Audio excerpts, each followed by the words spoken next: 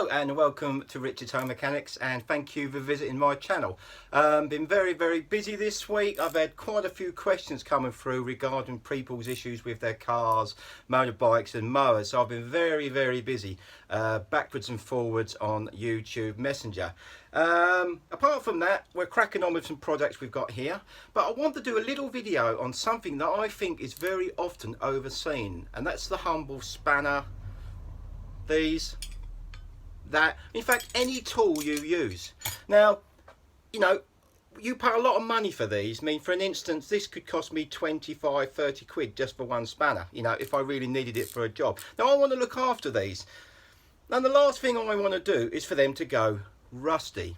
So I don't know, I'm old school. My dad taught me, he was an engineer before me, and he taught me clean your tools when you finish, and that's something I've always stuck to. So this is a really simple tip of the day. I always, us grease monkeys normally have a rag stuck in our pocket or in our top pocket, and it's normally quite oily. Often, that's the name of the game. Now all I do when I finish my tools, and this is every time, whether I use one spanner or 100, I always wipe my tools down.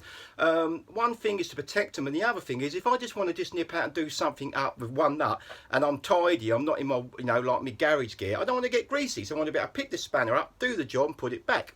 So anyway, going back to the oily rag, I always keep an oily rag in my pocket or very near to where I'm working, and when I've finished with my tools, I just give them a very quick wipe down, like that, as simple as that.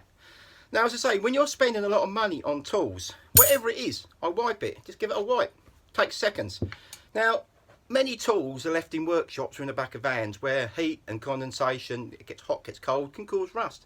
So let's look after our tools out there, let's clean them, let's do it, let's get back on them tools.